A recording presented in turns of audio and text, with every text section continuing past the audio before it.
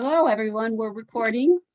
And good evening. Welcome to Union Public Library presents John Fricke, who is amazing. I just want to say that when we thought about doing something with Judy Garland, it became extremely clear that there was one expert better than anyone else. I never dreamed that he would say yes. He did. Thank you, John, for saying yes. Now I'm going to introduce him, which I'm only going to mention a few things, but he is the guy. John Fricke is regarded as the preeminent Judy Garland and Oz historian. He's written 3 books about Judy and 2 about Wizard of Oz. He's won Emmy Awards as co-producer of Garland documentaries for the PBS American Masters series and the A&E Biography program, and he received a Grammy nomination for Best Album Notes for a retrospective of Judy's recorded work. John has lectured, excuse me just a minute, John has lectured about Judy in England, France, and across the US, and appeared on TCM, The Today Show, CNN, and NPR, among many other outlets, including UPL Live. He comes to New Jersey's Union Public Library with us, and we're thrilled to have him. Please put your questions in chat, and we'll get to as many as we can. Without further announcement, John, you're on. Thank you, Debbie, and I welcome everybody here tonight. Debbie is the one who arranged all this, so I'm especially first and foremost grateful to her. She's our producer and our conduit, and as she said, post your questions in chat, and we'll do questions at the end of the lecture itself, so maybe about 45, 50 minutes from now. You may want to wait till then so that they don't get buried somewhere else. Scott Brogan wants my volume turned up.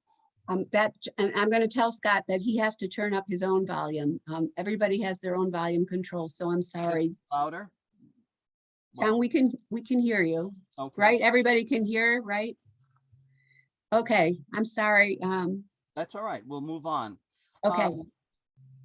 I know that there are people here that I've known for decades, in some cases, as friends. Some of them are Judy Garland fans that we've met because of Judy, or Oz fans. Some of them are people who are on my Facebook page who have become friends because they know some of the work I've done, which is very gratifying because we don't know each other until tonight. And the thing that makes me happiest, though, is that Union Public Library asked me to do this, and it gives me a chance to speak to their loyal constituents who support something like this. So it's a diverse audience, and that means that we've got people here who know virtually everything about Judy Garland. We have people who know some things about Judy Garland, and we may have people who are just curious about Judy Garland. So I'm going to tread as gently as I can through all the facts and throw in anecdotes and hope that some of those will be new to everybody. Meanwhile, we're just here to celebrate somebody whose 100th birthday comes up this year on June 10th. A few statistics, first of all, for those who need some background. Judy Garland worked for 45 of her 47 years, and we have film and audio of her across all 5 of those decades. One thing that stands out about her career is that there was a Mount Everest range of high points, of peaks, that she hit from the beginning, that went up and hit it again and hit it again and topped it and hit it again across all of those years. The litany goes that in the 1930s, she was billed as the little girl with the great big voice. In the 1940s, when she was making most of her films, she was known as MGM's greatest asset. In the 1950s, when she went back to stage review and recordings and television, they billed her as Miss Show Business. And by 1960, when she started doing her one-woman concerts, the posters simply said, Judy, world's greatest entertainer. Nobody argued with any of that then, and there is absolutely no reason to argue with it since then. It's almost 5 decades and 3 years since she died, yet she's one of the very few entertainers of her generation or any generation who is gone, but who basically never went away. Our reasons for being here tonight is to honor that fact and to underscore the fact that across all of her years and all the years since, there hasn't been anybody else who displayed her combination of gifts, vulnerability, sincerity, reality, electricity, charisma, communicative power, charm. Uh, she had it all. And as Michael Feinstein and I said, we'll talk about his Garland Centennial show a little later. We decided when we were cobbling together some of the patter for Michael's show, which opened Christmas here in New York, Judy Garland is really the gift that just keeps on giving and giving and giving, as she did across her lifespan. I know some of you are agreeing and nodding out there. Some of you may, as yet, as I said earlier, be totally mystified. So we'll go on with some explanations. It all started for Judy at age 20 months, the beginning of her 10 years in vaudeville and on local radio shows, literally hundreds of performances, most of them with her two older sisters, billed as the Gum sisters. Judy's given name was Frances Ethel Gum, but everybody in the family called her Baby because she was the youngest. As she later said, she had the powerful voice from very early on. In her local hometown paper in Grand Rapids, Minnesota, when she did that first performance at 20 months, the local critics said she could speak and sing so as to be heard by everybody in the theater. And that voice only got stronger over that decade of vaudeville because, as she said to John Mayer, the composer whom she knew toward the end of her life, well, we could always be heard. We had to scream the place down because often there weren't any microphones in those early theaters. At 13, she was signed by MGM to a long-term contract. They, however, didn't know, as the legend goes, what to do with a 13-year-old girl who sang like a 30-year-old woman. So they put her on radio because they figured audiences could acclimate themselves to that mature sound coming from what was a little girl. But it was very frustrating for Judy because she did that radio and sang at parties for the lot and at benefits in Southern California on behalf of MGM, but nobody was using her at the studio. And she later found out and told Miles Kruger this. Miles Kruger, if you don't know that name, is the head of the Institute of the American Musical, a wonderful institution out in Los Angeles. Miles talked to her just before she passed away, and he asked career questions, which is something I've always wished I'd had a chance to do. But he said, why didn't MGM use you? And she said, I found out that because Mr. Mayer liked me, that no matter how many projects were announced for me, and about 8 different films were announced for Judy across her first year at MGM that never happened. The roles didn't materialize. She said all the producers were afraid to use her in a film for fear that if she didn't click, their heads would roll because she had despoiled MGM and Mr. Mayer's favorite young kid. So she, in spite of MGM's lack of effort in filmmaking on her behalf, she was known all over Hollywood and Southern California. And Darryl F. Zanuck, the producer, knew exactly what to do with her, but he was at 20th Century Fox. However, he decided that having heard Judy around town and on radio, that she was ideal to fit into an acting singing role in one of those musicals that they turned out every month at every studio. So you could see 3 or 4 musicals a month back in those days. It was a college football musical, a hybrid called Pigskin Parade. And Judy was to play the kid sister of the star college football player for Texas State University. And all the way through her early scenes, she keeps saying, I can sing, do you want to hear me? Or I've got a song, can I sing it? And everybody keeps brushing her off because football is more important. Well, finally, at a dance, she gets a chance to sing part of a song. And then the next week, when the Texas State team is on its way to Yale to play Yale, they got invited by mistake, but they're going to do it.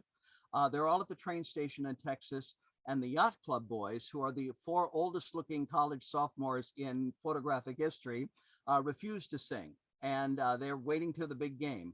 So Judy steps up and asks Johnny Downs, who's kind of the college rah-rah cheerleading boy, well, you'll see what she asks him. So this is a clip from Pigskin Parade 20th. Yes. Okay. You, A couple of things I'd like to point out. Scott Brogan wait, wrote, oh dear, wait, hold on, hold on.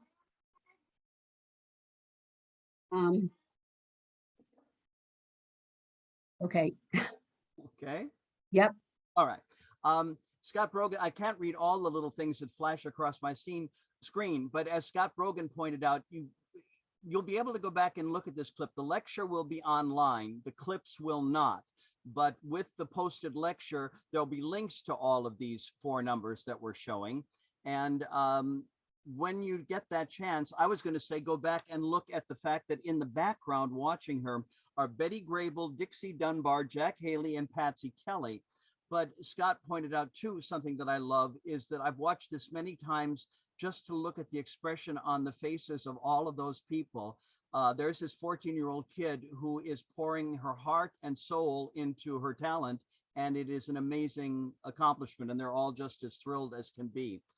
Some of you old timers and some of you who are into the Great American Popular Song and cabaret performers or cabaret attendees will recognize the name Margaret Whiting. Margaret Whiting became a pop singer in the 1940s, 12 million records, or she had 12 gold records for It Might As Well Be Spring, Come Rain or Come Shine, My Ideal, Moonlight in Vermont.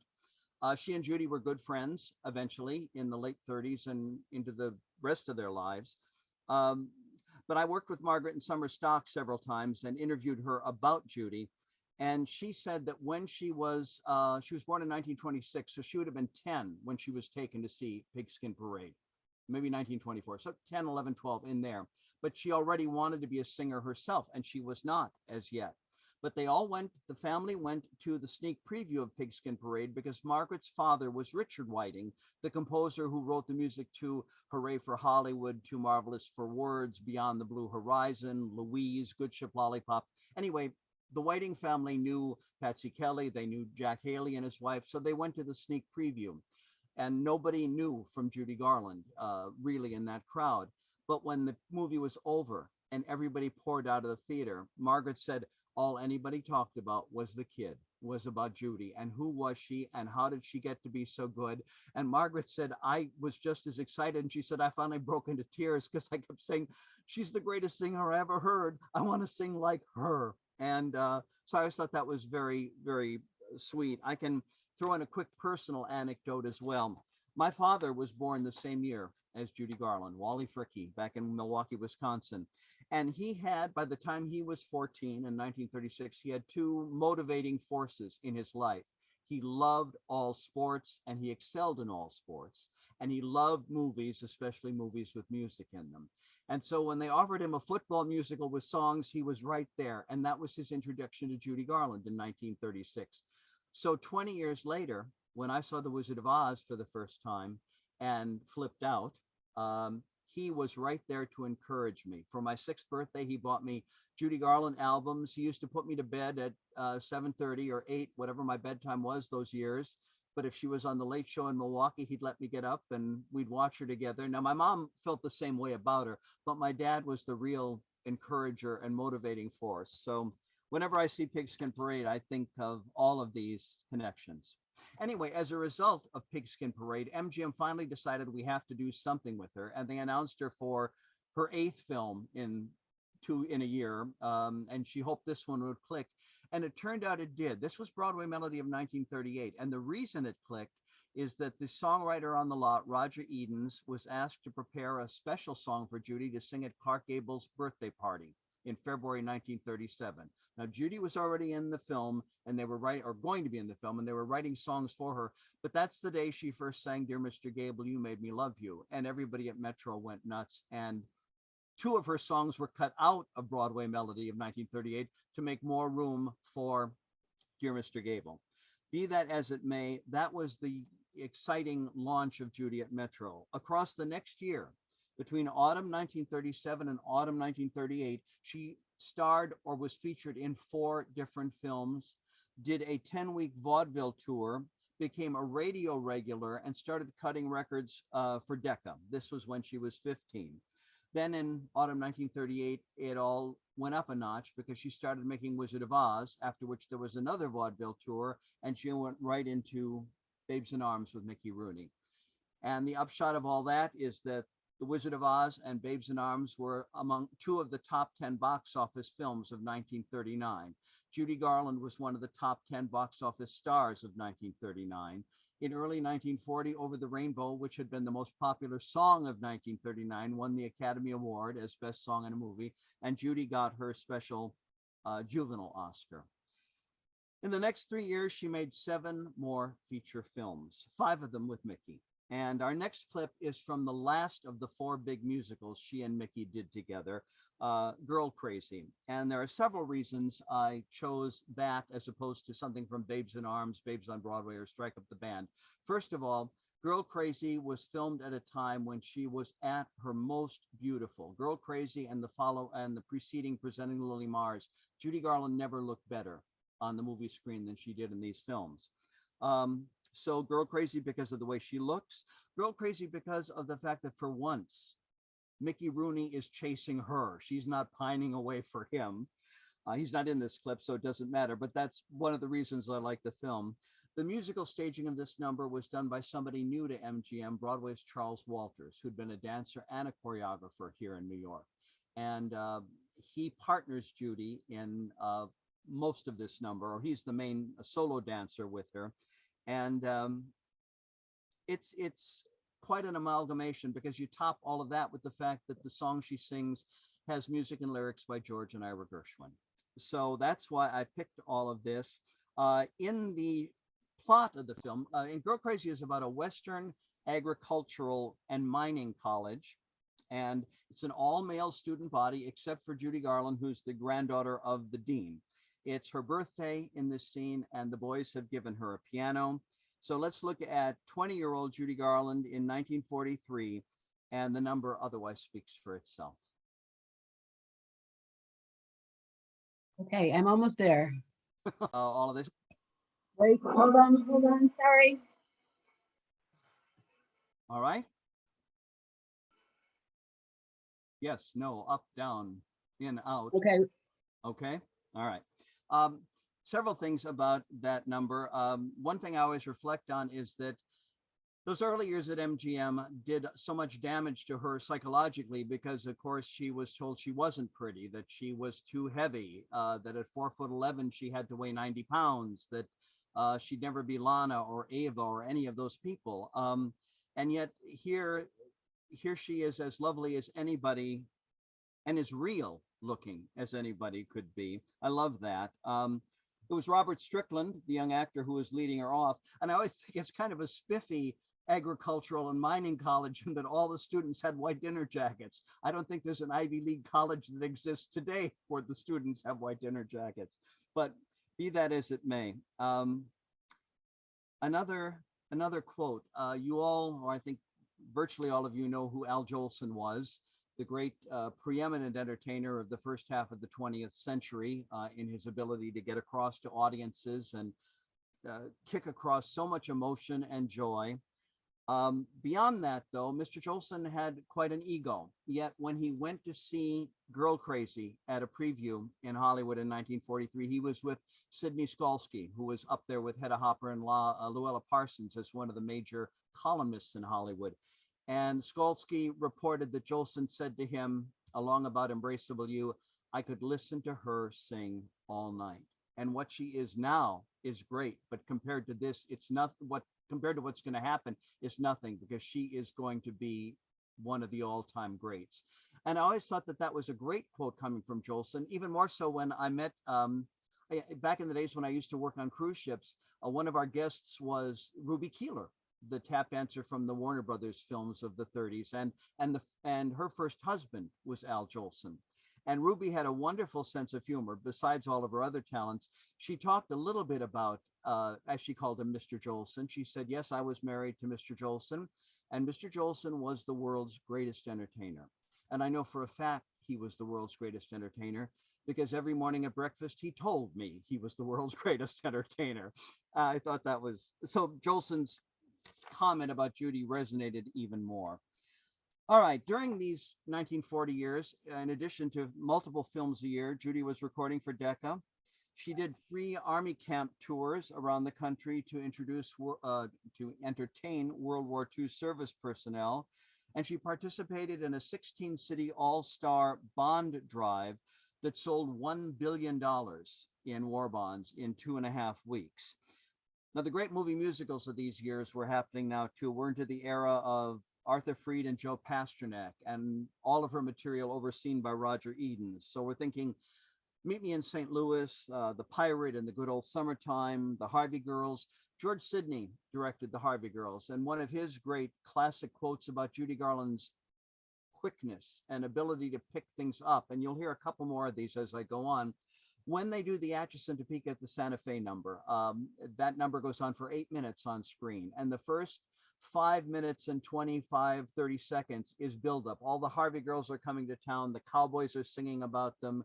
Uh, Everybody in town is welcoming them. The Harvey Girls each have things to say. And then Ray Bolger sings, Marjorie Main sings, Virginia O'Brien sings, all the people, Sid Charisse dances.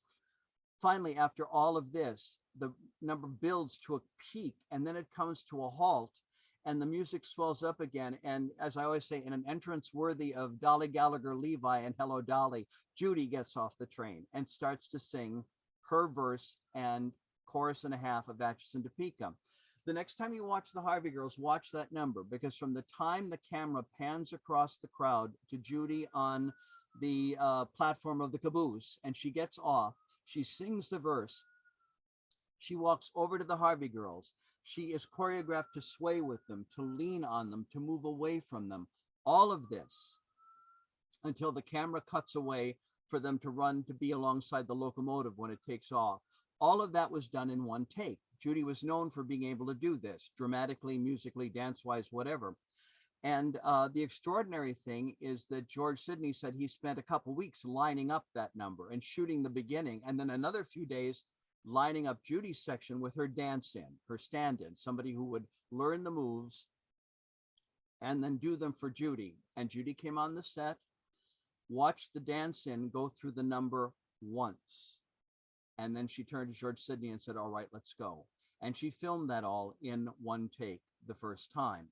I can go back 6 years from the Harvey Girls. Some of you have met the wonderful Karen Marsh-Dahl, who was a dancer in several Metro musicals, who knew Judy because Karen's older sister was in Pigskin Parade with her.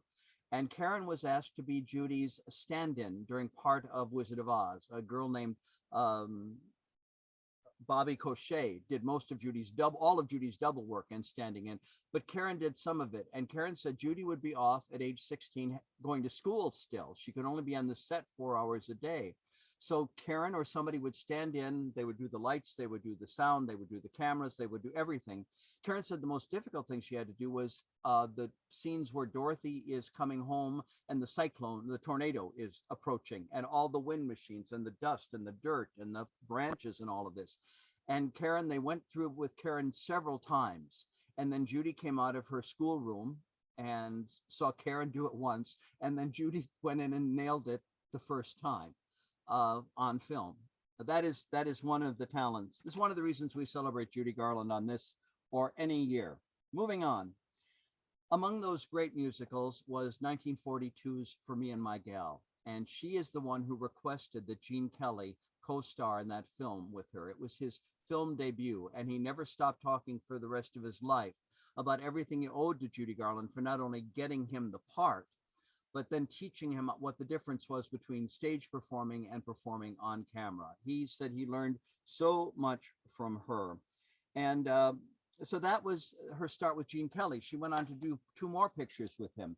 She got to do Easter Parade, which was supposed to be Gene Kelly, but Gene broke his ankle. So Fred Astaire came out of retirement because it was going to give him the opportunity to work with Judy Garland. That's the kind of attraction she had. Everybody wanted to work with her. And as she said, that led to more pressure for her because everybody expected her to be Judy Garland all the time. And when a talent is as natural as Judy Garland's, comes as naturally as her talent did, you don't know where it comes from, and you don't know how to push. You don't have a button you can push to create that person. This is something that created a lot of growing insecurity for Judy to measure up to what she'd been at 15, 20, 25, 30, 35, 40. But at any rate, Astaire wanted to work with her. And the only reason Irving Berlin sold the Easter Parade property to MGM was to do a picture with Judy Garland. And he went on record at the time as saying, no one has ever sung my songs better than Judy Garland. After that, she was just about finished at MGM for a number of reasons. We'll talk about those in a minute, but she did Summer Stock first. Now, this was with Gene Kelly again. I have to give you a little bit of plot to set up this number.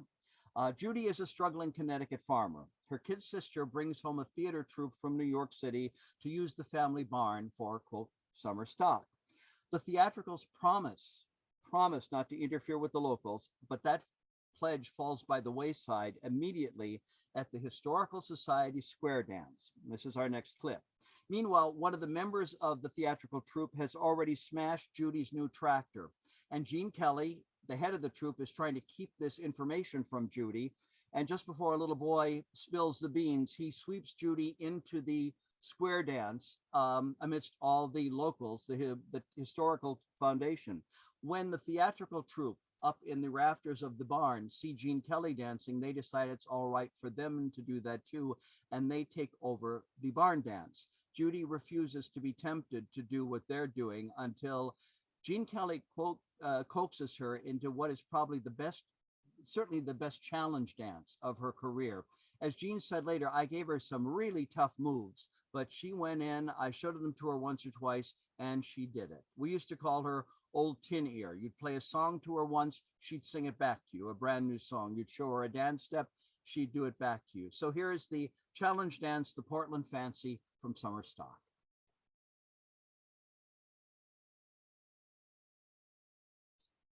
I'm getting there. That's fine. I'll drink.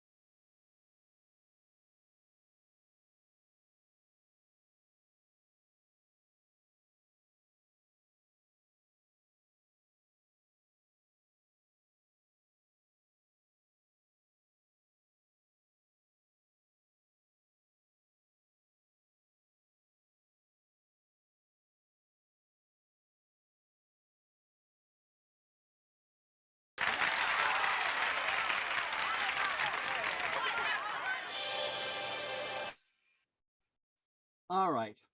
Say when, Debbie.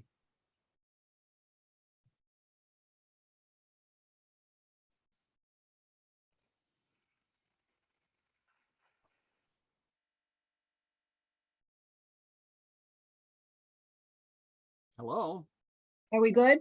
I'm asking you. Yep, I think so. All right. Couple points about that. Again, you'll have a link to the clip with the posting of the lecture, or you can just go to YouTube and look for the Portland Fancy. I think it's called Barn Dance under the file they have. So it's there. But a couple people have said this. As I'm watching her, I'm trying to read all of this kind of stuff. Judith Crist, who was the great New York Herald Tribune movie critic for many, many, many years. After Judy died, she was on a tribute program to Judy, and she made the comment that I've never forgotten, is that Judy Garland was the only partner of Fred Astaire and Gene Kelly where you looked at the partner. You didn't look at Fred or Gene. And so many times people were saying that. Now that we have it on home video, of course, you can go back and watch it a million times and look at chorus people and Hey in the Loft and all the rest of it. But I think most of the people who see that clip the first time are pretty much focused on Judy Garland. Gene Kelly on Judy Garland, the finest all-around performer we ever had in America. There was no limit to her talent. She was the quickest, brightest person I ever worked with. He also said privately to his last wife that Judy was also the sexiest partner he ever had, which is quite a statement when you think about Gene Kelly dancing with Vera Ellen and Sid Charisse and all the rest of those standard great beauty dancers. But that's what he said. By now, in 1950, Judy was pretty much worn out. She gave MGM 2 film hits in 48, one each in 49 and 50, but her contract called for more. And given marital problems, emotional problems, physical problems, and the 27 films she had made in the past 14 years, she just couldn't manage any more than she had done. So she was out of MGM. They released her. And according to the movie industry and the media at that time, the media was no less hatchet prone then than they are now, although there's much more of it now, but she was considered unemployable and finished. Her flame has burned out was the dramatic way they put it. And she was 28 years old. Well, she had friends. Bing Crosby paged her to be a regular, semi-regular on his radio show, the 1950 to 51 season. And doing those shows live with him, well, they were on tape, but they were done in front of a live audience, really restored her confidence. They just recently posted a YouTube interview with Bing Crosby, and among the comments, Michael Parkinson, the British compere, asked her who was, of all the great talents of the golden years, the greatest talent you ever worked with. And without missing a beat, Bing Crosby said, Judy Garland. Certainly Judy Garland. Great singer, wonderful dancer, do any kind of dance, great dramatic actress, but she was also, he said, the best less comedy comedian I've ever seen. A broad spectrum to be able to do all of those things. She looked lovely, she got symphony, she could still be a hokey comedian. He also said wisely about her husbands. This was in 1975, 6 years after Judy died. He said of Judy's husband, none of them pleased her or made her happy. And then as Bing continued, he emphasized this next phrase, the second word, she deserved happiness. I had great times with her, never had a bad time. Well, on the strength of her radio success, Judy went back to her baby gum roots, to vaudeville, triumphed at the Palladium, came back to Broadway, triumphed at the Palace. A 4-week engagement was extended for 19 weeks. She got a special Tony Award. All that led to A Star Is Born, in which Time magazine said she gave the greatest one-woman show in modern movie history. The next year, she did a TV special for the largest single audience in television history to watch a special to that time in 1955. 1956, she became the highest paid performer ever to work in Las Vegas. She went back to the Desert Supper Clubs many times in the next 14 years, back to the Palace, started doing concept albums for Capitol Records, which are still classics.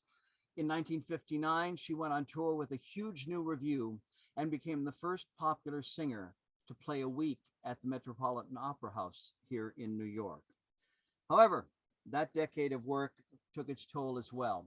She was diagnosed in fall of 1959 with hepatitis, and she recovered, but unexpectedly. The doctors did not think she would survive.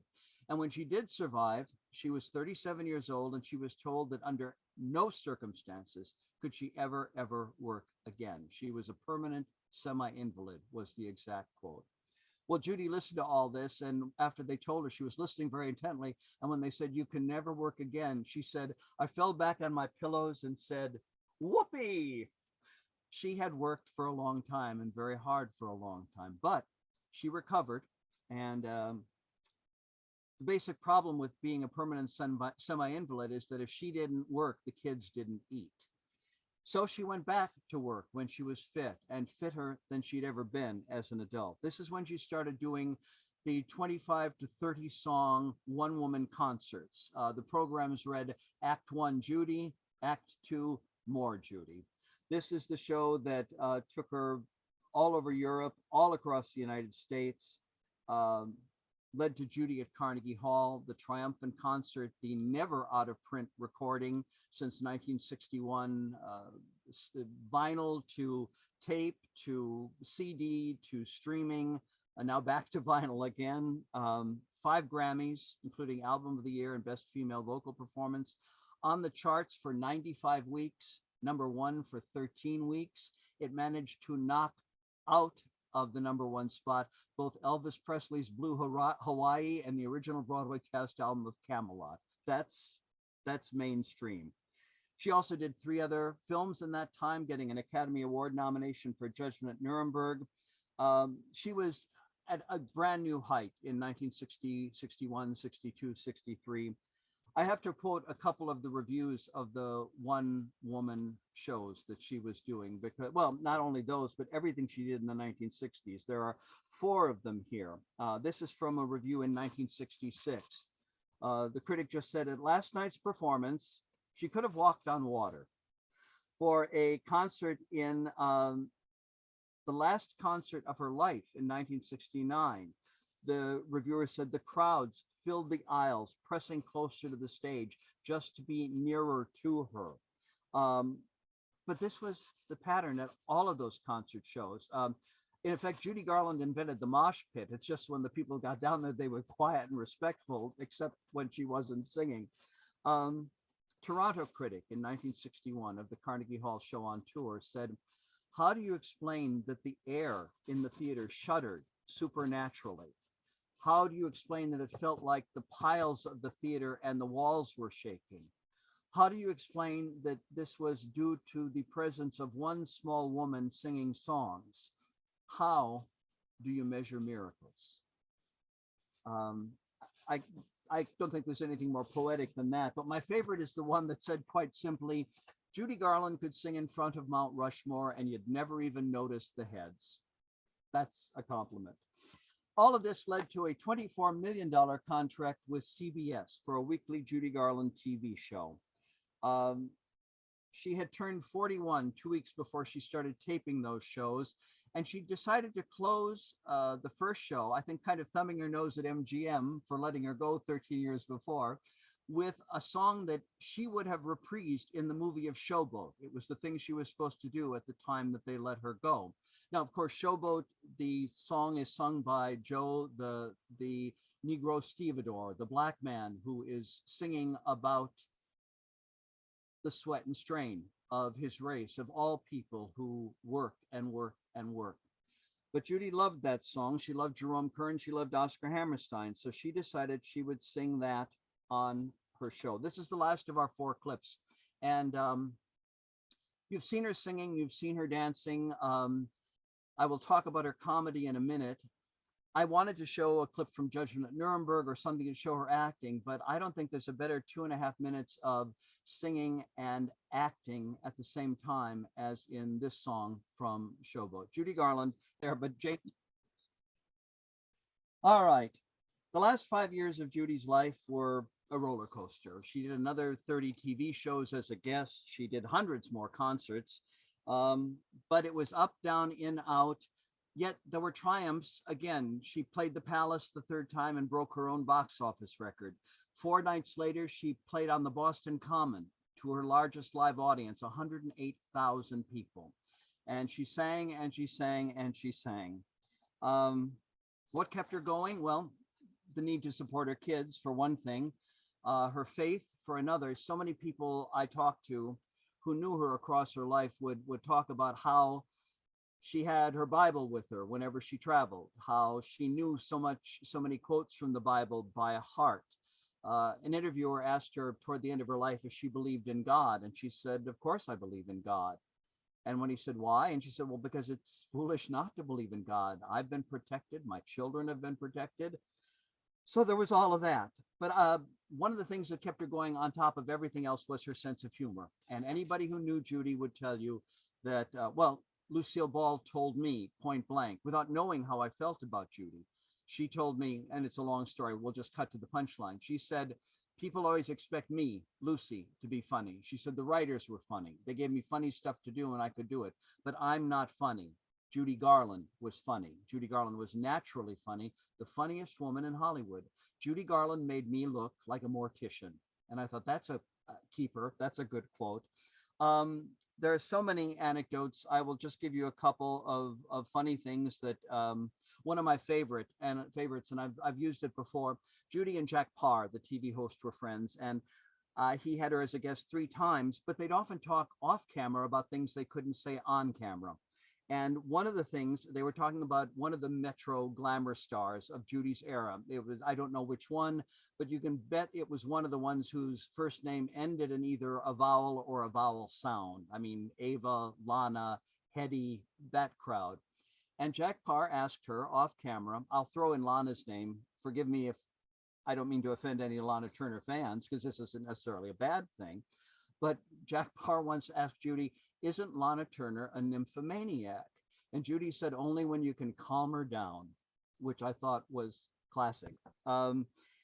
She was famous in concert for bantering with people who would shout out things from the audience, which proof of her humor.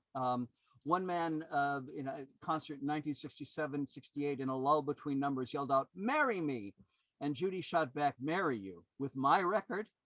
Brought down the house. One night at the Palace, Camden first, in Camden County in the Round in 1967, she stopped to take a drink of water in the act, needed it. And a man from the audience yelled out, "Drink hearty, Judy." And then there was silence, and the audience was trying to figure out, was this a dig or was he just being complimentary and encouraging? But the silence went on, and Judy didn't say a word until she said, "Drink hearty, drink hearty." "No, I don't know him. The only Hardy I know is Andy Hardy." Boom, collapse of audience. At the Palace, when people were shouting out song titles, you know, sing Hello Bluebird, sing Swanee, sing White Rainbow, sing Jingle Bells, she would always send back something. But one night somebody yelled out, "Sing Oceans Apart," and she stopped dead in her tracks, because that's a song that Mickey Rooney and Sid Miller wrote back in 1939 and that she had recorded for Decca, sang it the one time. And she stopped dead in her, she said, "Oceans Apart." She said, "That was Mickey Rooney's song. How do you remember that?" And somebody else yelled out, referring to the Decca 78 RPM record of Oceans Apart, somebody else yelled out, "Figaro was the song on the other side."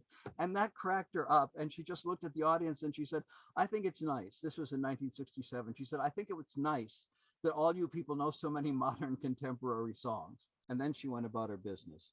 My favorite audience interplay, because I want to wrap this up and let you guys ask some stuff too, wasn't a funny thing.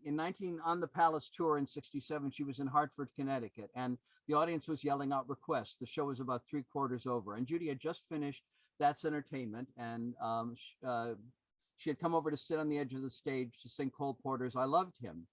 And people were yelling out requests, and there was a lull, and a woman's voice, strong woman's voice, yelled out, "Hey, Judy, this little girl wants to ask you something." And Judy said, "Well, what does she want to ask?" And the little girl said, "Nothing." And Judy said, "No, no, darling, what is it?" And the little girl muttered something very quietly. And Judy said, again, I can't quite hear you. And the little girl muttered a little bit louder. And Judy said, once more. And the little girl said, Yellow Brick Road. And the little girl, who sounds like she's about 7 or 8, had heard all these people yelling out for Rainbow and Swanee, and she wanted Judy Garland to sing the song that she wanted to hear Judy Garland sing. Now, 28 years after the fact, Judy wasn't carrying a musical arrangement for Follow the Yellow Brick Road, but the little girl said, Yellow Brick Road. And Judy said, oh. And she got up from the little stair unit on which she was sitting, got back up and stood on the stage and sang a cappella and did the dance step around the stage. Follow the yellow brick road, follow the yellow brick road, follow, all a cappella, follow the yellow brick, follow the yellow brick, follow the yellow brick road. And the audience is laughing and enjoying this. And then in the next pause, Judy says to the little girl, you can just tell she's bending over and saying to her, yes, I was Dorothy. And there's a moment's silence and the audience goes berserk, because it's kind of like, oh my gosh, this is Judy Garland, but this is also Dorothy and Esther Smith and Esther Blodgett and Lily Mars and Jane Falbury and Jenny Bowman and Irene Hoffman, all those people, all of those people. I've given you quotes from some people who knew Judy Garland and worked with her. There are a couple more that I want to share because you've heard my opinions and you've heard from these people that knew her, but I think a few more wouldn't be amiss. Judy was miraculous, soulful, and divine, Barbra Streisand. Judy Garland was the greatest singer of the 20th century, Tony Bennett. Talk about soul. This woman was soul personified. That came from Aretha Franklin, who kind of knew what she was talking about. After I wrote my first book on Judy, World's Greatest Entertainer, in 1992, shortly thereafter, TCM, before there was, no, not TCM, TNT, before there was a TCM, devoted an all-night program to Judy Garland, all 4 of her movies, Star is Born, 3 others, back to back. And Whoopi Goldberg, of all people, was the hostess. And great, as it turned out, because the first thing Whoopi said on camera, now mind you, I just put 100,000 words of text into a book called Judy Garland, World's Greatest Entertainer, trying to get all of it straight on her behalf and commemorate what she had done. The first thing Whoopi Goldberg said to launch the Judy Garland evening was, when she sang, God spoke. And I thought, she did it in 5 words. Why did I just put that in the book with all the pictures and call it a project? Philip Seymour Hoffman, God bless him, gone now, but great, great young actor across the last 20, 25 years. Huge Judy Garland fan. And he told somebody shortly before he died, she was a genius, a true genius, an artist. Listening to Judy Garland sing is a life event. And finally, one more, this quote, how can you be an American human being and not know Judy Garland? I won't even ask you to guess, because that was said by Mike Tyson. So she pretty much covered all the bases. Yes, she had a difficult personal life, and I have a lot of theories about that and a lot of reasons, given the fact that I've been lucky to meet her family and meet a lot of people who knew her, who worked with her, who were related to her, however you want to look at it. But I think it's important to mention that her kids, Liza will be 76 and Joe will be 67 next month. Lorna will be 70 in November. You have never heard them say a bad word about their mother. They will sometimes talk about the rough times or the confrontational times or the worrisome times, but they do not judge her for it. They always say, we knew how much she loved us and she knew how much we loved her. We were everything to her, in effect. That's a pretty good legacy to lead. Especially when you work all your life, have nothing to show for it because of duplicitous husbands and managers. And again, that's all part of it. Prescription medication. We all know that. We all know that. But be careful what you read. Be careful the books you pick up on Judy Garland, because there must be 40 of them. Be careful what you read on the internet, especially. as Oscar Levant, the great wit and pianist, has said before he died about everybody's reputation, he said, these days, even the lies are being exaggerated. So um, remember everything we've talked about. The night after she died, Edward Epstein was on a 2-hour radio talk show from here in New York with several Rex Reed and several people who knew Judy, her publicist, John Springer. And he and Joe Morella had just published the first book about Judy, The Films and Career of Judy Garland. I'm sure a lot of you have it. It came out just before she died. She saw it and she thought it was one of the nicest things that could have been done about her. Ed Epstein made a point on that radio show, because of all the Sturm und Drang in the press right after she died and ever since, needless to say. And he said, look, yes, Judy Garland died young and she married 5 times and she had a substance abuse problem with prescription medication.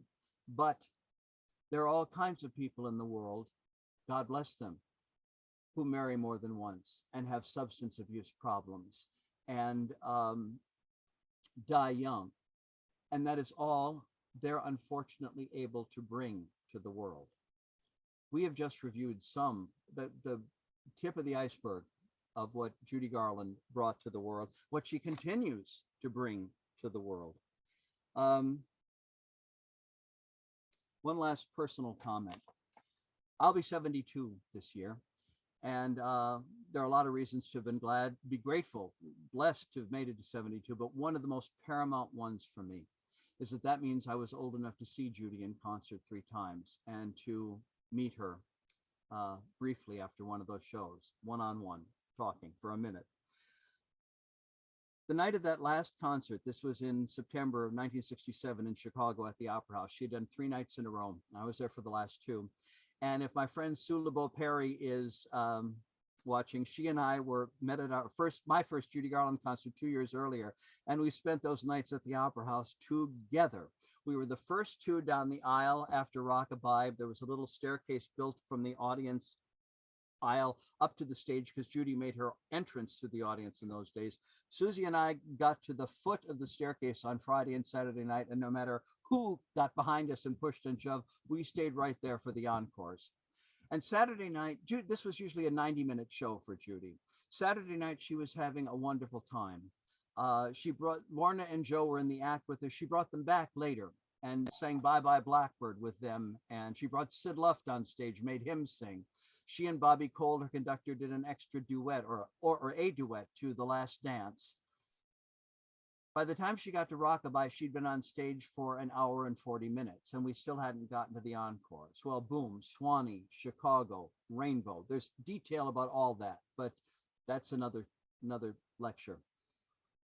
After Rainbow, she bowed and bowed and bowed. They brought the asbestos curtain down in the Chicago Opera House, brought the house lights up, but 3,600 people didn't leave. They clapped and they cheered, and eventually they started to chant, "We want Judy, we want Judy, we want Judy." And this went on for about 90 seconds. Now, that's a long time to clap and chant. But they weren't dissatisfied. They didn't feel they hadn't gotten their money's worth after almost 2 hours. They just didn't want it to be over.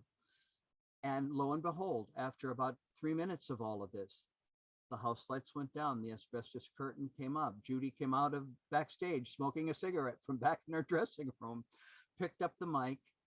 She said, "I smoked, by the way, I'm old enough now." And she sang San Francisco. And when it was over, 2 hours and 5 minutes of Judy Garland, Sue and I were the last 2 people to be able to walk up to the aisle because everybody was pressed behind us and the people had to come out of the rows of seats. And we were walking, and Susie was walking a little bit ahead of me. And all of a sudden, I stepped out of the aisle and into an empty row of seats because I've had this happen to me 3 times in my life. First time was with Judy. I had this emotional wash come over me from out of nowhere. And I remember thinking, I wish everybody I love and everybody I ever will love could have been here, because I'm never, ever going to be able to explain what she made happen, how that this space, this roof, these 4 walls, this theater, there was more joy and more excitement and more sheer pleasure and love than could ever be imagined or explained. You had to be there when she made it happen. I'm very grateful I was, and I'm very grateful to all of you for being here tonight while this happened. And I'm 10 minutes over already. And if any of you are still listening, thank you. Now I'm going to turn it back to Debbie, and you can post questions and she will ask them to me. So everything you said about Judy, back at you, John. I mean, when you go back and read these comments, I think there'll be a tear in your eye, because you are quite the person. You are quite something. So we're not going to go into that now.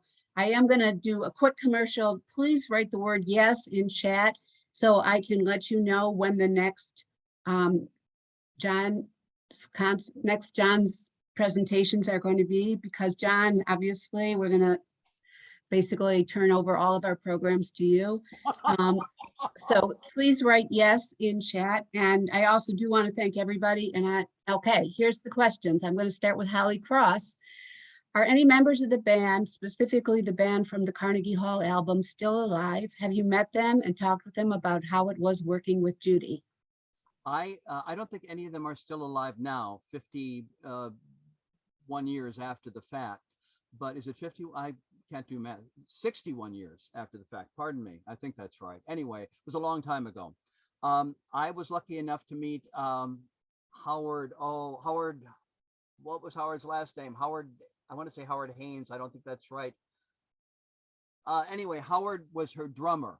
Or not her drummer, her bongo player, her percussionist. He's the one who did the timpani roll before Carnegie Hall. He does the bongos during the overture. He does the bongos during Come Rain or Come Shine. And he loved her and he toured with her. It was in her contract on that tour that she had to have 3 specific musicians with her, Howard, and the first trumpet player, John Bello, and I think the drummer, Bill Livornia, who later became Liza's drummer, and Mort Lindsay, her conductor. Now, the one I really wanted to get to know was Mort Lindsay, and I finally did interview him twice on camera. Well, once I did the questions, somebody else interviewed him, and once I did the questions and interviewed him for hours about Judy Garland, because he's the one whose opinion really counted to me. And I had written to Mort before I'd met him. When Gerald Frank's book came out in 1975, I was working in PR for that publication. And it was my job to write letters to people as Donald Smith, whose company the PR firm was, and ask them for comments about Judy Garland. And we got a handwritten letter back from Mort Lindsay to say, and he thought about it, you could tell before he wrote, because he said, I have worked as musical director for many, many fine artists, and yeah, Sinatra, Streisand, all those people. He said, it would not be exaggerating to say Judy Garland was head and shoulders above them all. No matter how often we worked together, I always felt the goosebumps when she performed, and she was as nice as she could be to my family and me at all times. So those are 2 of the Carnegie Hall musicians. So we have 88 new messages. So I imagine a lot of those are questions, but I do want to compliment you on your memory. Jared asks, John, what is the most gratifying thing about or that you have learned in your work as a Judy Garland historian? Wow. I will tell you what I've learned, because I have been involved in the documentaries, in the CDs, in the DVDs, and the laser discs, and have uncovered a lot of material, or worked with people who are uncovering a lot of material. I'm thinking now particularly of the outtakes from the TV series that exist, of the outtakes from the MGM pre-recording sessions, from A Star Is Born, from the London sessions in 1960. Here is a woman who is branded as temperamental, as unreliable, as disreputable, as demanding. You see her doing take after take, or hear her doing take after take of a number. If there is a mistake, she apologizes, whether it's her mistake or not. You can see this at the end of the TV show with Liza, the episode 3 of the series, when they've just finished doing the tramp routine to Two Lost Souls. And Mort goes into I Will Come Back, and Liza has a counterpoint. She's supposed to be singing, and Judy has started to sing, and she looks over and realizes that Liza hasn't. And Judy brings the orchestra to a halt and says, I must have missed it. Let's do it again. She does this over and over and over. The only temperament I can remember hearing was in one of the Star is Born pre-recordings when she's doing Melancholy Baby, and she's not in anything resembling good voice. It's very raw. The vibrato is too strong and wide, and she brings up some language at one point. But again, and you finally hear a glass smash and a door slam. But again, this is not Judy Garland being mad at anybody but herself. She's angry that she can't be the Judy Garland she wants to be. Now, I know there were disruptive times and all the rest of it, but it's so amazing to come across all these hours and hours and hours of research and information and interviews and all the rest of it that don't show Judy Garland under those guises. If you see the Australia interview she did on TV there, where the camera's on her close up for the whole thing, the interviewer off camera is being so baiting and so trying to get her to lose control or lose her temper. And she just goes along and answers the questions and teases him. She was a pro. And I think the only time she wasn't a pro was when she was ill. And as she said, all of us are undependable when we're ill. I'm not making excuses because I know the other stories, but you can pick up virtually all of those books and read those stories out of proportion, out of perspective, often inaccurate. That's not why we're here. Okay. Good question, Jared, but that's what I found out that meant the most to me. So for people who came in late, this whole program is being taped and you will get a link. Steve Dem, and I probably mispronounced his name, said, I would like to know what the difference is between the 1939 run where they hand tinted the movie to black and white to color. I think it was only done for the first release because it was expensive. Hopefully I got my info correct. Are you talking? I don't know if he's talking, Steve, are you talking about the sepia section, the color wash for Kansas, or are you talking about something else? I think we're going to have to consider that that's the question because we need to go back on. It wasn't the sepia sections. Okay, the sepia sections were it wasn't, they were not, they were specially tinted, yes, but not in overtly expensive way. It was just something they did. Cabin in the Sky 3 years later was sepia. They did this, I think Ziegfeld Girl had some sepia. I may be wrong there, but the it just was to contrast, not to take away the black and white and give Oz that special sheen right from the beginning. And the only reason they didn't do it after 1939 was that it was expensive, and it would have meant taking apart prints they still had and redoing them. It just would have been too expensive a proposition, and they didn't really need to. Nobody really probably remembered that Wizard of Oz had been in sepia the first time.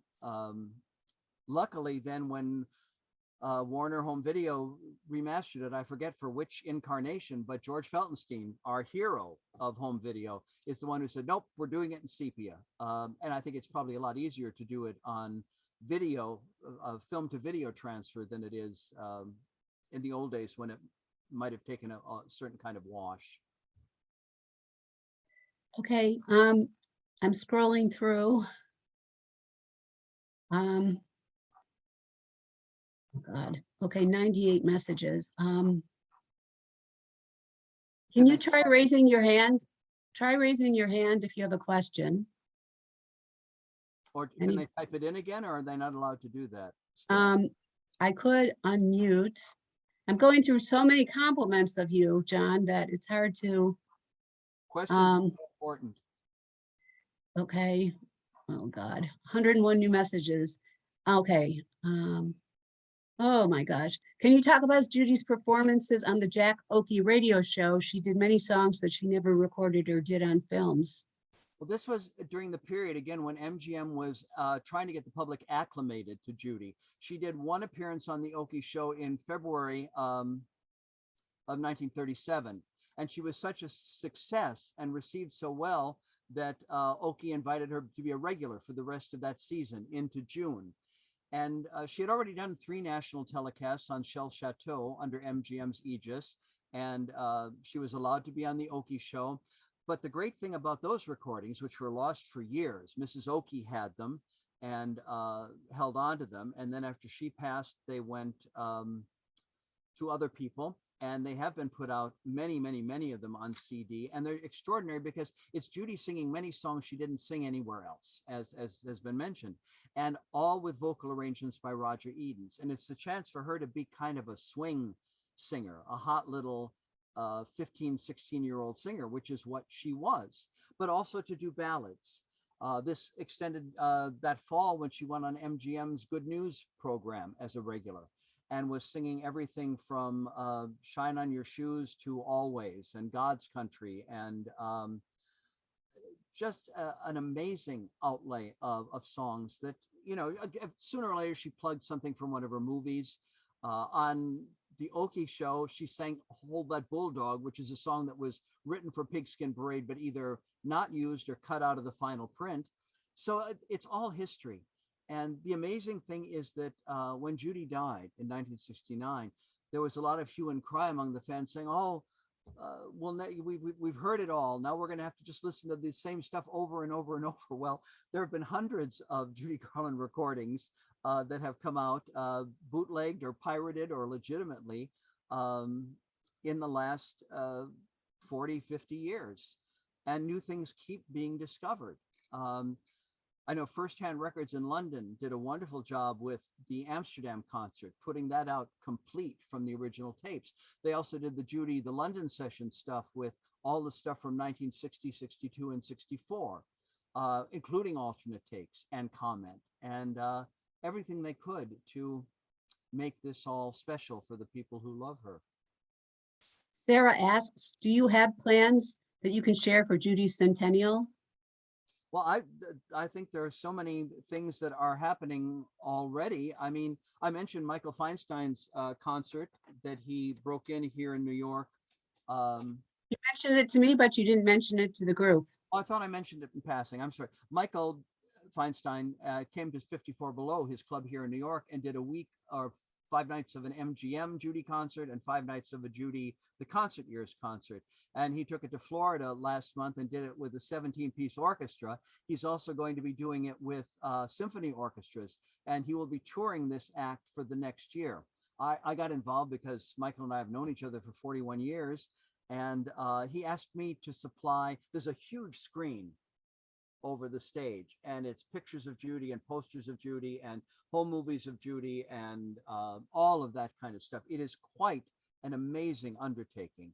And Michael sings as himself, of course, but as he puts it, there are about a half a dozen among the many songs, maybe half dozen or 8 of her arrangements that he is singing, because as he puts it, some of those arrangements are as iconic as Judy Garland is.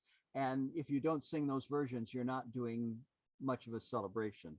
So this Michael show, I don't know if you saw the announcement just this past week, Get Happy, which is also the title of Michael's show, but Get Happy is a centennial exhibition of Judy Garland costumes and memorabilia. And it's going to launch on her birthday out in Los Angeles at the Wilshire Eagle Theater, where they're going to launch at the same time the new Judy Garland fragrance that the family has participated in selecting, that the public has participated in selecting.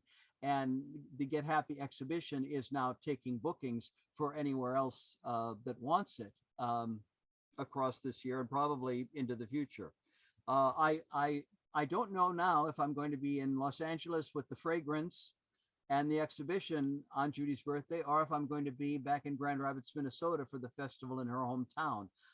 It would be nice to be both places, but that's impossible. And I have to wait and see what is expected of me or is not expected of me in the locales before I can make that decision. But that'll be announced soon. There are already cabaret shows all over the country being done on Judy. Some of them even by, well, we won't go, we're not going to go there. There are all kinds of cabaret shows being done honoring Judy this year. I think I'm looking forward to my former next door neighbor, Christine Petty, who is a fine singer, a fine entertainer, and a great impressionist. She just does bits of different people. But she is going to be doing a monthly series of shows here in New York at the Green Room 542. And she has asked me on June 23rd to be her special guest to sit and talk about Judy live and all of that kind of stuff. So any tri-state area people, June 23rd is that date.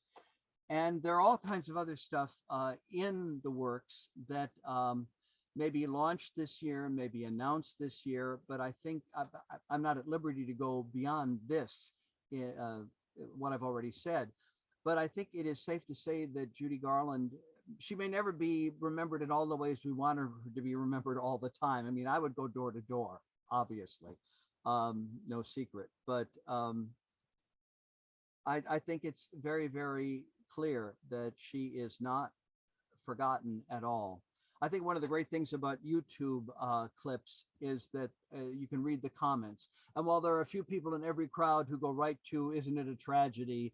And then they start relating the tragedy in the most preposterous stories and rumors and exaggerations and internet fable. But the overwhelming thing is the number of positive comments. From lots of young people, from people who saw Judy, everything in between. And they have this thing, I've only been aware of it for about 6 or 7 months, where younger people play video clips and then react to it. Well, the young reactions to Judy Garland doing Battle Hymn, doing Old Man River, doing Man That Got Away from Stars Born, it just blows these people out of the water because they have no point of, if they have any point of reference to Judy, it's Dorothy. And some of them don't even have a grasp on that. But I watched somebody react to her, just the track, not even the visual of her singing Man That Got Away from the Stars Born soundtrack last week. And she gets 8 bars in and he cannot believe how powerfully she's singing, the range, the vibrato, the quality of her singing. And this goes right down the line. The internet is good for some really wonderful, wonderful things like this tonight. All right, John, what information about Judy were you able to correct for the generic public and perhaps also Judy fans that you're most proud?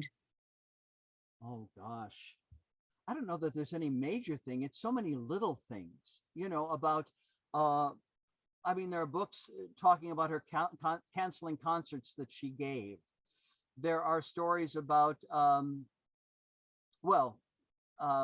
will go door to door and correct all the mistakes in the script of the Renee Zellweger Vanity Project.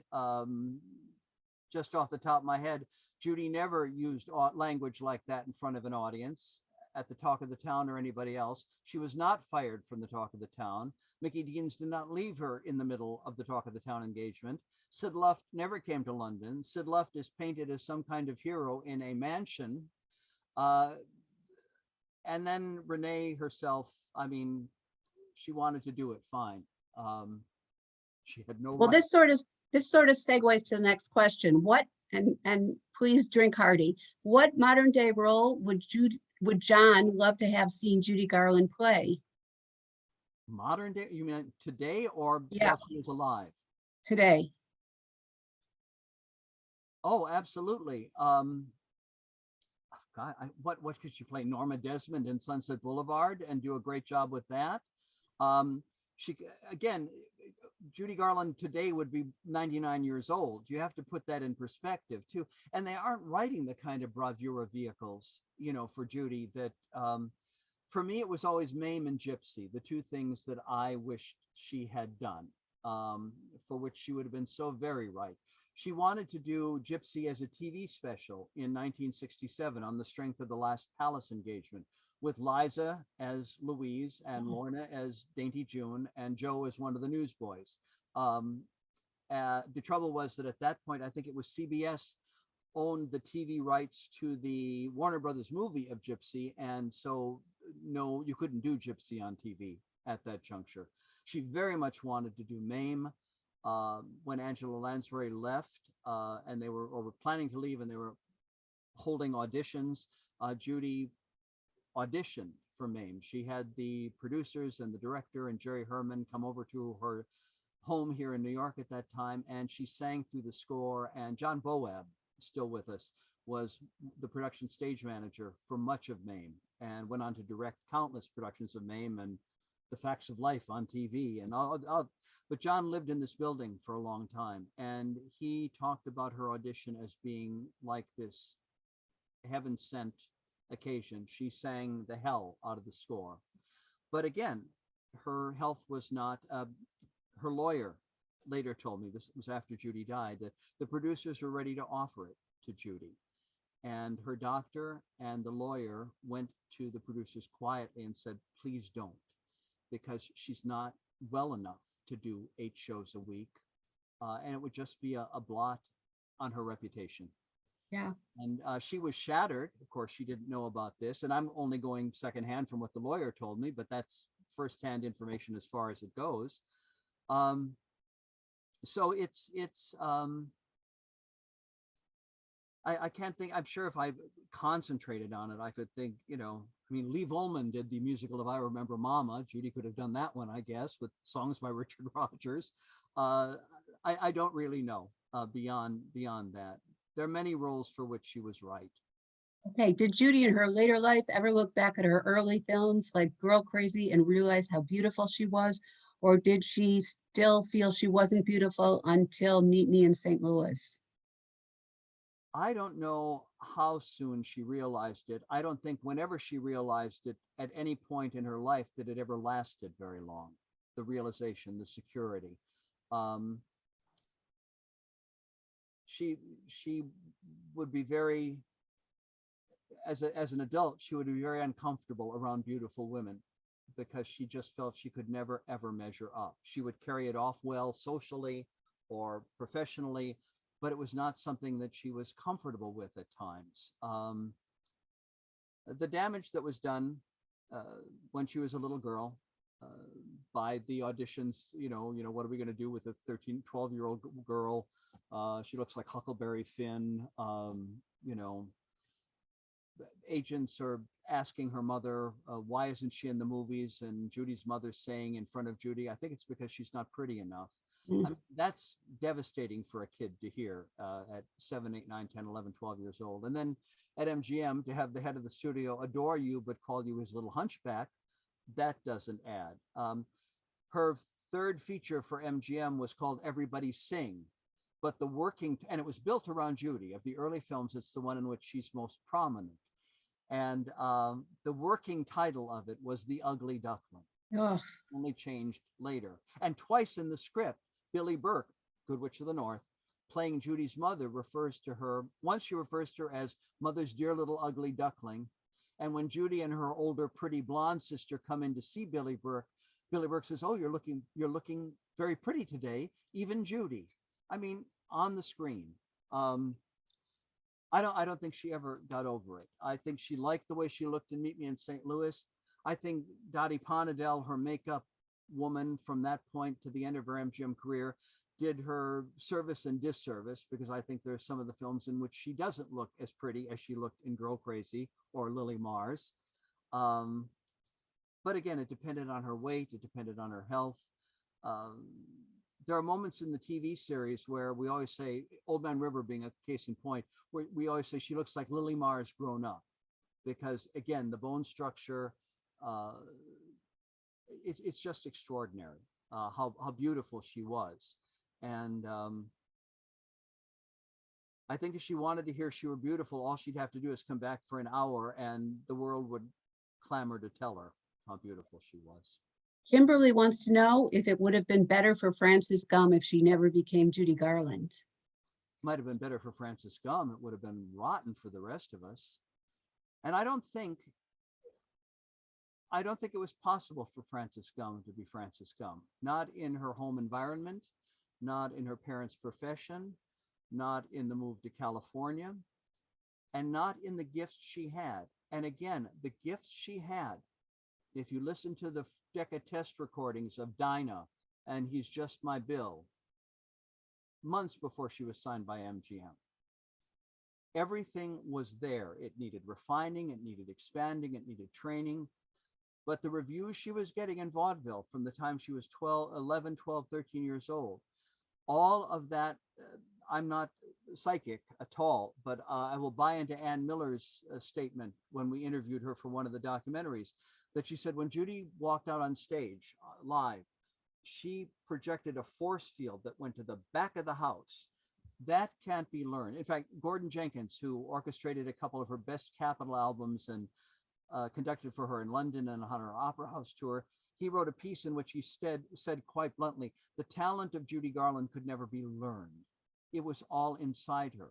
And all of that outgoing desire to love and be loved was inside her. The, what are they, I'm blanking on the word, but her ability to see a script and memorize it on sight, to see a dance step and memorize it, to hear a song once and know it. Refine it, sure, but to basically know it. This was all the gift that she was given. She was a genius. MGM had nothing to do with that. Oh, they brought it forward. The Palace brought it forward. Roger Eden certainly brought it forward. Conrad Salinger, Mort Lindsay, Gordon Jenkins, Nelson Riddle, the orchestrators, all of them. But the intrinsic talent was there, and I don't think Frances Gumm could have not been Judy Garland. Judy Garland could have been managed much better. Judy Garland could have been protected much more. Judy Garland could have had people look after Frances Ethel Gumm as opposed to the person, as opposed to Judy Garland, the bank account. All that's pretty terse, but enough said. Frank wants to know, can you explain why she was such a great lip syncer? That's, again, I think that is just a talent that she fell into. I mean, you first see her lip syncing in The Short Subject with Deanna Durbin every Sunday, and doesn't look like she's lip syncing there. Pigskin Parade, the same thing. These were her first on-camera moments, because the other short films she'd done, the 5 with her sisters, including La Fiesta de Santa Barbara, that was all live recorded singing. But I think it's a gift of timing, a gift of concentration that she had. I think it also helped that she could listen to her playbacks and remember what she had done, much as she remembered everything else so instinctively. And the fact that she then sang along with her playback. Somebody just asked this question in one of the Garland, I think it was on the Judy Garland Network chat group, if she sang along with her playbacks. And yes, there are indications from visiting press, from co-workers, from people on the set, people she would get to Man That Got Away in A Star Is Born, or You Took Advantage of Me in A Star Is Born, and Hello Bluebird in I Could Go On Singing. And she would have them turn up the playback machine as loud as it could go, saturating the sound stage or the London Palladium where Hello Bluebird was filmed. And she would then go on camera and she would lip sync, but she wouldn't be lip syncing. She would be singing along with her playback to make it look obviously as if she were singing. And they said the extraordinary thing about it is that as loud as the playback was, you could hear Judy Garland louder over and above the playback. So I think that's, again, a gift. And then the process, and I don't know if it's something that Roger taught her to do. It wouldn't surprise me. You know, sing along, Judy. It'll makes it look more real. And that's the word everybody used about Judy Garland. And I think one of the reasons that made her so special is that she was so real. Elaine Stritch, if you got Elaine Stritch started on the subject of Judy Garland, you had to order a pizza or a few rounds of drinks, because she loved Judy, socialized with Judy. But she said she never caught Judy Garland acting in a movie. Never was she anything but real. And I think that's part of Judy's great gift and great attraction, her sincerity. And it's also part of her downfall in that she didn't have a protective wall that she put up to keep herself from revealing too much, from giving away too much. There's a great quote from Frank Sinatra. Well, the famous one is, he said shortly before he died, "The rest of us will be forgotten, but never Judy. Judy will have a mystic survival." But what he said the first time he sang with her, which is very telling, It was on one of the wartime radio shows that they were pre-recording to send to the troops on disc. It was the first time Judy and Frank worked together, about 1942-43. And Sammy Cahn, the songwriter, by Mirbis Duchesne and I Should Care, so many great songs. But even then, he was a well-known songwriter. He was a good friend of Frank's, and he came along to the rehearsal for the Armed Forces broadcast. And I think the song they did was Embraceable You. And Sammy Cahn just watched in awe as the voice and the legend sang together. And when they took a break, Frank came back over to Sammy, and Sammy said, "How does it feel to sing with her?" And Frank said, "Every time she sings, she dies a little." Giving that much, that wanting so much to communicate, that outpouring of love to get the love back that she so very, very much needed, and that she missed so much of her personal life, and that she got from audiences. I'm not saying she didn't get from people close to her, from her kids, but again, there was no stability in Judy Garland's life, romantically, financially, which is preposterous when you consider the millions of dollars she made. I'm going to ask two more questions, and then John, I'm going to let you live. I can't believe this is life. For you've me, been going an hour and 41 minutes. Yes, to people who are asking about, can they get a recording? Okay, two questions, John, and that's it. Did Judy ever, and I will share all the personal messages to you. I'll send you a copy of all the chat tomorrow so that you can see it, because there's a lot there that's personal and a lot that would make you cry. And I don't think we need to see you cry on here. I came close at one point. I don't know how obvious that was. Well, some of the people, it looks to me like, have been crying too. Did Judy ever stay in contact with David Rose? No, I never. The trouble with the books I never, by the time I started writing books, so many of the important people in Judy's life were not only gone, but the ones who were here. All my books were designed, especially World's Greatest Entertainer, the first one in 1992. And then I didn't do another one for 11 years. Those books were designed as pictorials. They were never supposed to have the amount of text they had in them. But I kept researching and finding one thing. Not only was I finding hundreds, if not thousands of pictures that had never been published before. Now they're familiar because they've been in these books, but at the time they weren't. And so the text just kept getting longer and longer and longer. And the publisher said, whatever you write, we will print, because we're also going to put in all 500 of the pictures that you've picked. That's what this book is going to be. So I always felt that I had no right to go to Judy Garland coworkers or family to interview them when so little of what they were saying would turn up in the book. Now, for World's Greatest Entertainer, what I did have were transcripts of the interviews we had done for the PBS show Judy Garland, The Concert Years, because I was the creative consultant on that and helped David Healy and Joan Kramer, amazing people, pick the people to be interviewed.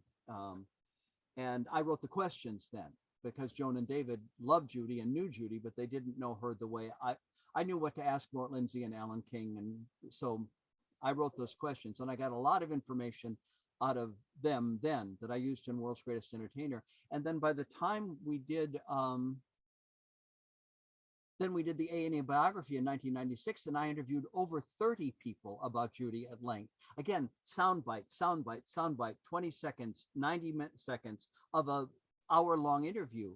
Well, I had all of those transcripts, and a lot of that material ended up in Judy, A Portrait, an Art and Anecdote, and Judy, A Legendary Film Career. Top shelf. And I'm not plugging them because they're all out of print. You'll have to go to Amazon.com. I don't get anything if a book sells. But so that was the extent. Then I could interview many, many people, and I did. And I had access to Steve Sanders, God bless him, the man who wrote Rainbow's End, the book about Judy's TV series. He interviewed something like 80 people who'd worked on that series, and he turned over all of his transcripts to me. Obviously, there are a half a dozen more Judy Garland books that could be done. But anyway, it's the anniversary of Steve's passing right now. And so he was a great good friend. I knew him starting in 1976 until he died. And we saw each other a couple times just before he passed away. It was a great shock and a great surprise, but he was an amazing man. And that book, if you know Mel Torme's book about the TV series, which was the first one to come out after Judy died, Can We Say Exploitation? All the people who worked on the TV series with Mel Torme, who did the special material, that was his role in the Judy Garland show, were appalled by that book. And Steve's book finally told the truth, and told the truth about Mel Torme at the time, that Mel Torme did nothing. Most of the guys who worked on the show said Mel came in, he never had the material ready in time, and all he did while he was here at CBS was try to nail one of the dancers on the Judy Garland show. So that's that backstory right there. We love those backstories. Okay, two things, John. One is tell everyone about the new Oz book. And two is, did Judy know she was loved? And then I put in a request to everybody.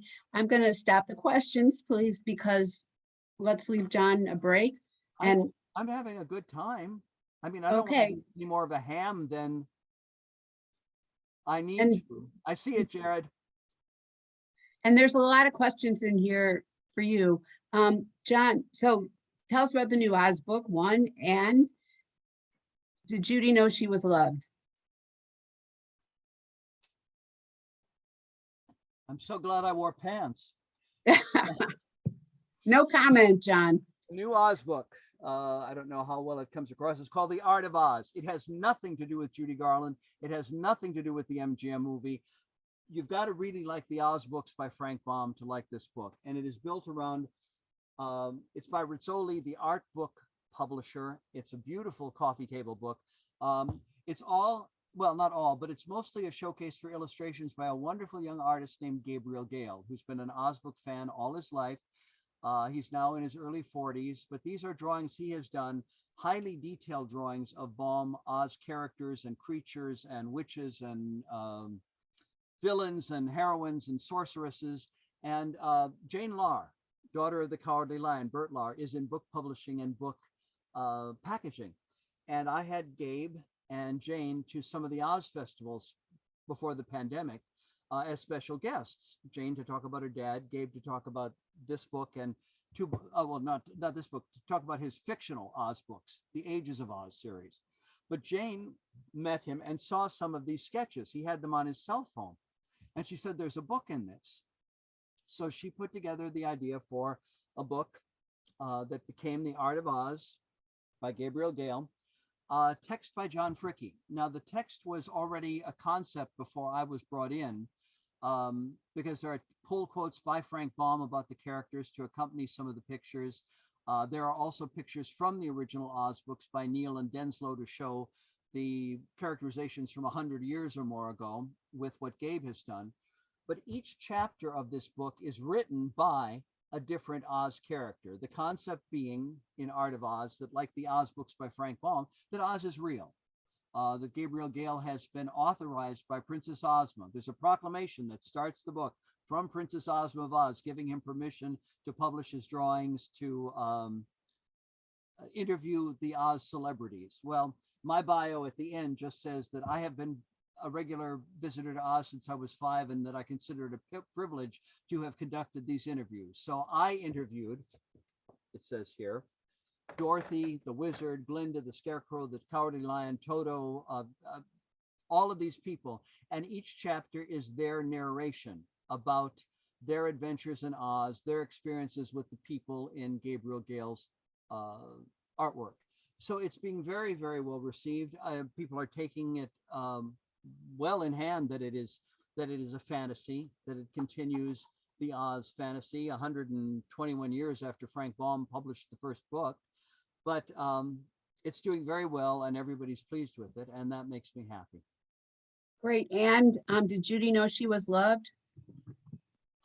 I think she did. I maybe not in the darkest recesses of the middle of the night when she was alone and left alone and wondered where the rent was going to come from, and how she was going to pay $465,000 in back taxes because Sid Luft didn't pay the taxes for the years he was handling her money, or several of the years he was handling her money. Where did the money go after that? Well, Freddie Fields and David Beagleman robbed her blind, according to several sources. But I think that one reason Judy, I'll tell you something that I think proves that Judy Garland knew she was loved, and it's a statement by Judy herself when she was on that concert tour in 1967. She said, "When I'm on stage, I'm myself. When I'm off stage, I sometimes play somebody else." And if that is an indication of the fact that she felt the love surrounding her that enabled her to be her true self, that was the real Judy Garland, and the Judy Garland that all of her friends swear by. June Allison was one of the best interviews I could have imagined.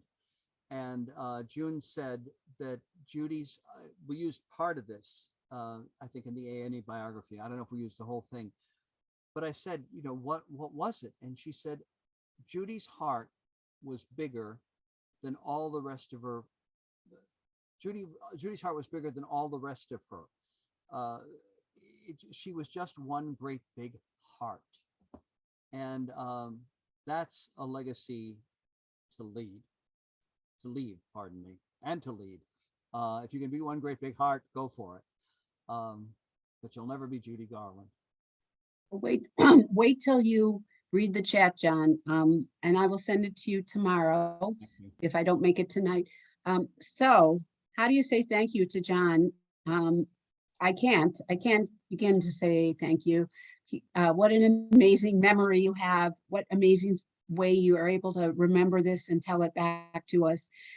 Thank you, John, really. And I've had fun working with you, so I'm definitely going to beg you to do it again. And we see Oz all over the place. Thank you to all of you for being here tonight. I couldn't do it without you, but also thank you. If you live, work, or go to school in Union, come get a library card, write yes in the chat so you can hear about future programs, including John's. And how do you end this? John, perhaps you could sing us out. No, I will not. No, I haven't sung in 7 years. I would sound like a hinge. But I will say again, my gratitude to age-old friends, recent friends from across a 50, 60-year span, some of them. The people I haven't met from Union Public Libraries, cognoscente, I hope you felt it was worthwhile. For those of you who are Facebook friends and we haven't met, I hope we will. I hope the Chittenango Oz Festival in first weekend in June in Syracuse goes on. I will be someplace the weekend after that for Judy's birthday. There's the Wamego, Kansas Oz Festival the first weekend in October. All of these will have Garland related programs as part of what they offer this year because of the centennial. I should point out that everything, the 4 clips we showed, which this was all free, so it was free and clear. Nobody made any money on it, but all 4 of those, the 3 films and the Judy Garland shows, are available on DVD. You will see links in the follow-up email. Yeah, exactly. So I'm just very grateful because in case you can't tell, I'll sum it up. I talked about my dad. Let me finish it up with my mom. My dad was alive for the first 3 books. My mom was alive for all but the last one. I would bring them home. Very often I would get copies and I would make a trip home to Milwaukee because my parents encouraged me from day one in everything I loved doing, including writing, singing and Judy and Oz and all the rest of it. And my mother, God love her, first of all, she was 4'11" and she weighed 90 pounds. And she said, "I can't lift your books, John, but put them on the kitchen table. I'll look at them there." And she did. And she would go through them page by page. And she said, "Now, Johnny Fricke," she called me. I have 1 4-syllable name, Johnny Fricke. She said, "Johnny Fricke, I would read your books. I mean, I love looking at the pictures, but there are a lot of words here. And I would read your books, but you have to realize that you have been telling those stories in the living room since you were 5 years old, and I've heard them all. And now you've been part of all that.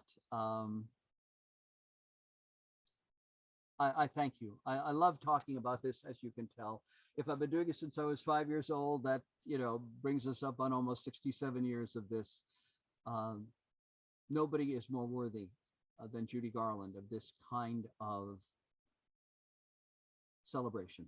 And as somebody, I did see somebody say, we'll be celebrating Judy for the next 100 years. Well, I leave you my books, documentaries, and CD notes and all the rest of it. So please correct the internet people, correct the other biographers, correct the other documentarians as you can, because I love doing the work, but I have a very grandiose, well, not grandiose, I have a very stringent desire to be respected as a journalist. And I couldn't have done these books without telling the truth about her career and her personal life. It's just the mortar between the bricks in these books. But no, I want to do her justice, and that means telling the truth. But I think the truth about Judy is there for everybody to see. There was only one, there is only one, and there won't be anybody else like her. And after tonight, I can say, once again, there will be nobody else like Judy Garland fans. I'm very grateful. Thank you for your 2 hours. Good night. Thank you. Thank you, John. Stop talking or we'll be here all the rest of the year. That's it. Okay. Thank you, John. Thank you, everyone. Okay, I'm going to stop this because we got to stop. Thank you. Good night. Good night.